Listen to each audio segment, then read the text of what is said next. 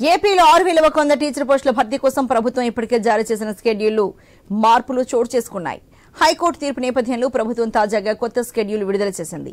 DSC 2024 షెడ్యూల్లో ప్రభుత్వం తాజాగా మార్పులు చేసినట్లు విద్యా మంత్రి బొత్స సత్యనారాయణ తెలిపారు.